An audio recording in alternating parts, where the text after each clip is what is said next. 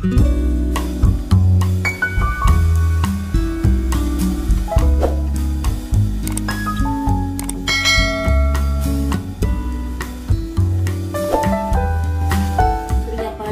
bertemu dengan Jokowi.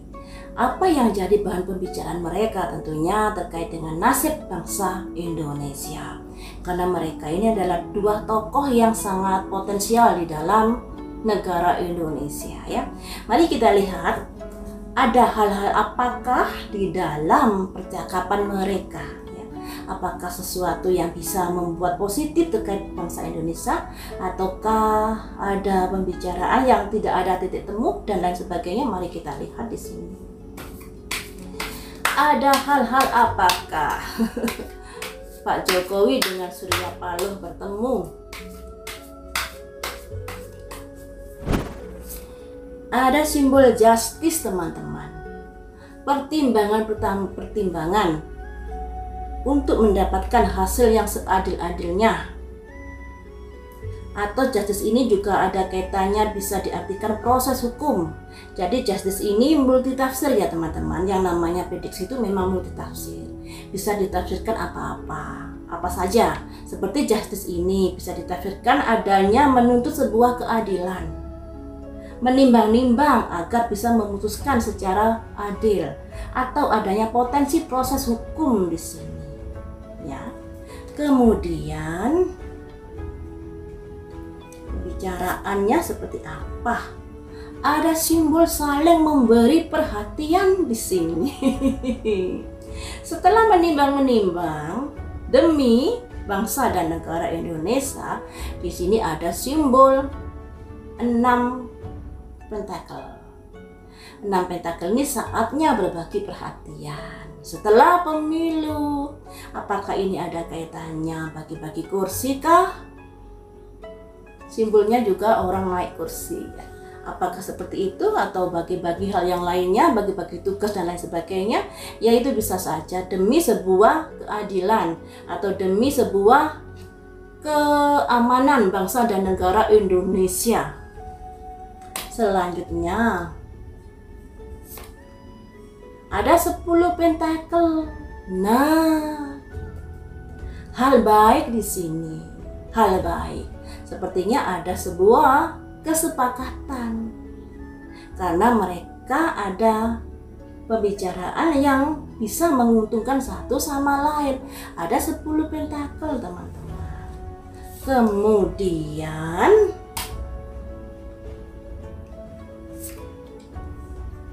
karena mereka berdua ingin kondisi negara Indonesia yang saat ini ada memanasnya imbas dari Pilpres kemarin itu bisa diselesaikan dengan baik ya, bisa ditaklukkan atau bisa masalah-masalah itu bisa direm lah agar tidak terjadi hal-hal yang tidak diinginkan. Walaupun di sini adanya kesepakatan ini membuat adanya pihak-pihak lain yang kurang menyukai ya. Kemudian the wheel, roda berputar. Nah, kalau kemarin mereka ini bisa dikatakan rival dikarenakan mereka beda dukungan. Kalau Pak Jokowi pasti 02, kalau Surya Paloh pasti 01. Nah, disinilah mereka kan bersaing di Pilpres. Tapi di sini ada roda berputar. Kalau tadinya bersaing, apakah ada kondisi silaturahmi pertemanan yang lebih dekat? Nah, kalau dari lihat kartu di atas tadi, sepertinya sudah ada hal-hal yang menjanjikan mereka berdua ini. Setelah itu roda berputar ke arah mana? Nah, hubungan dari masa lalu. Kan mereka udah saling kenal di masa lalu. Kemudian Nasdem ini juga masuk dalam kabinet Pak Jokowi juga. Jadi mereka ini udah kenal baik di masa lalu ya. Ada simbol dari masa lalu. Jadi sepertinya akan ada kondisi-kondisi kesepakatan kalau dilihat ini. Demi keamanan dan negara Indonesia, demi keamanan negara Indonesia ya. Kemudian lambang dari seorang wanita maju perang. Nah, atas apa yang sudah kamu lakukan, tindakan yang sudah kamu lakukan membuat kamu harus bisa atau harus berani menghadapi tantangan yang ada, terutama ini Pak D, karena Pak D ini juga terang-terangan menabrak konstitusi dan lain sebagainya, dan ini imbasnya dari hasil Pilpres ini.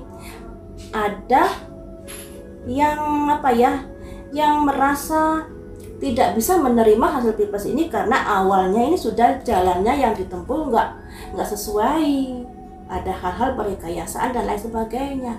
Dan disinilah imbas dari apa yang dilakukan dengan menabrak tatanan, pada akhirnya ada hal-hal yang harus dihadapi terkait hasil Pilpres saat ini ya. Misalnya ada yang menggugat ini dan itu, dan ini juga sudah pernah saya prediksi loh ya. Kemungkinan 02 menang, tapi kemenangannya diwarnai dengan ontran-ontran, gugatan ini dan itu dan lain sebagainya. Dan ini juga udah muncul di sini juga. Selanjutnya ada simbol 3 jangkir. Nah, 3 jangkir ini 3 bersulang. Yang artinya hubungan dari Pak D dengan Pak Surya Paloh ini saat ini ada peningkatan ke arah yang lebih baik lagi. Selanjutnya satu kartu lagi ya, mengawali sebuah tindakan. Jadi arti keseluruhan seperti ini, pertemuan mereka membicarakan tentang masa depan Indonesia terkait dari imbas dari Pilpres yang membuat keamanan negara Indonesia menjadi bergelombang. Bergelombang. Dan disinilah ada kekhawatiran dari Pak D ini, nanti jangan-jangan seperti ini untuk menghindari hal-hal yang tidak diinginkan, makanya melakukan pertemuan Surya Paloh dengan Pak Jokowi. Dan di sini ternyata ada sesuatu yang semisi, sevisi, yang mungkin ada kaitannya nanti juga bagi-bagi kursi juga bisa. Karena di sini ada simbol 6 koin, orang berbagi-bagi uang, yang artinya berbagi-bagi kedudukan jabatan ini juga bisa. Dan disinilah berusaha agar negara Indonesia baik-baik saja dengan melakukan dialog-dialog yang membuat situasi dan kondisi menjadi lebih adem. Karena mereka sebenarnya udah kenal baik ya, udah kenal baik dulunya.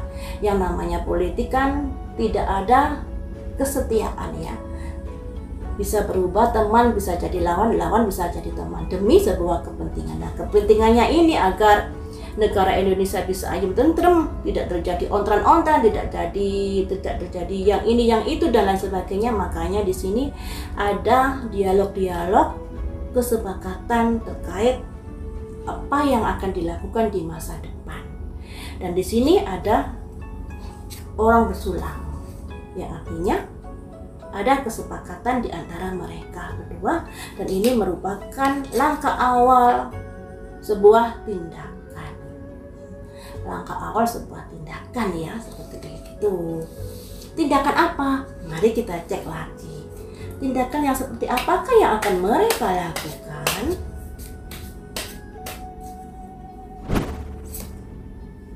Ada simbol permaisuri membawa pedang.